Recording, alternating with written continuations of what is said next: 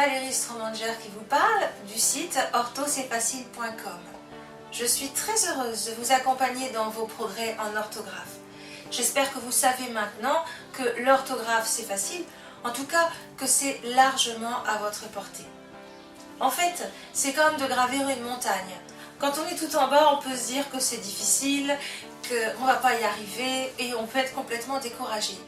Mais si on fait un pas, même petit, un pas, puis un autre pas, puis un autre pas, tranquillement, à son rythme, eh bien rien ne peut nous empêcher d'arriver en haut.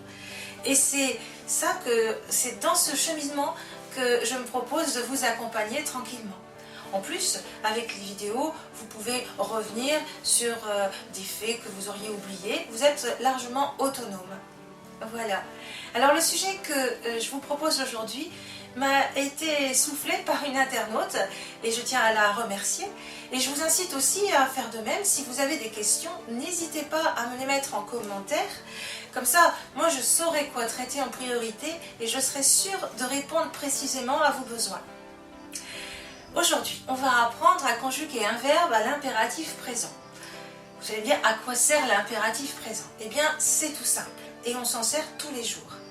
L'impératif présent nous sert lorsque l'on veut donner un ordre ou plus souvent un conseil. Par exemple, quand je vais dire « ferme la porte »,« cours plus vite »,« écoute-moi ». Comment ça se présente? Ça se présente en 3 personnes, chante, chantons, chantez, sans avoir besoin de pronoms. Il n'y a pas « je, tu, il, nous, vous, il » devant. Maintenant, quelle est la question en orthographe? Le problème, c'est est-ce que je vais mettre un S à écoute, est-ce que je vais mettre un S à commence, etc. Alors là, la règle générale est très simple. On va d'abord regarder si le verbe est un verbe en ER.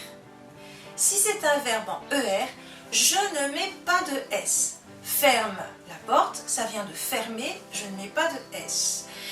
Écoute-moi, ça vient de écouter, je ne mets pas de S. Maintenant, si le verbe est un verbe du 2e ou du 3e groupe, c'est-à-dire qu'il ne se termine pas en ER mais en n'importe quoi d'autre, par exemple des verbes comme répondre, finir, etc.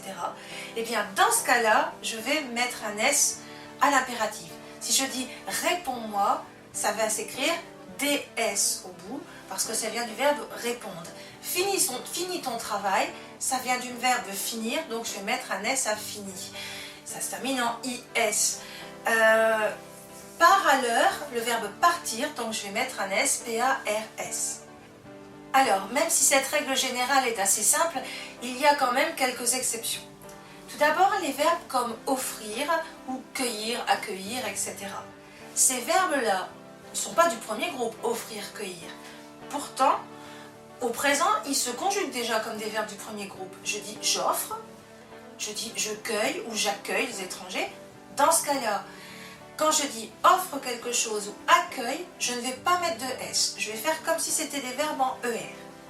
Et ensuite, il y en a quelques autres, comme par exemple le verbe savoir qui fait sache, le verbe avoir qui fait A-I-E, et enfin le verbe aller qui est le champion de toute catégorie des verbes irréguliers.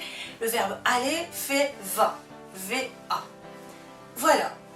Donc, en résumé, on peut dire que pour conjuguer un verbe à l'impératif présent, c'est-à-dire donner un ordre ou un conseil, on regarde si c'est un verbe en ER. Si c'est un verbe en ER, je ne mets pas de S. Chante, compte, arrive, étudie, IE, etc. Si c'est un verbe qui est un verbe du 2e ou 3e groupe, c'est-à-dire qui ne se termine pas en ER, là, je vais mettre un S. Et puis, il y a quelques exceptions. Les verbes comme offrir, cueillir, qui font offre et cueille. Et enfin, les verbes comme savoir, qui fait sache, avoir, qui fait aïe, et enfin aller, qui fait fin. J'espère que vous avez tout compris. En tout cas, pour les personnes qui sont plus visuelles, la règle sera écrite dans le site orthoc'estfacile.com à la suite de la vidéo. Et enfin, comme d'habitude, je vous souhaite beaucoup de réussite pour tout ce que vous entreprendrez et je vous dis à très bientôt.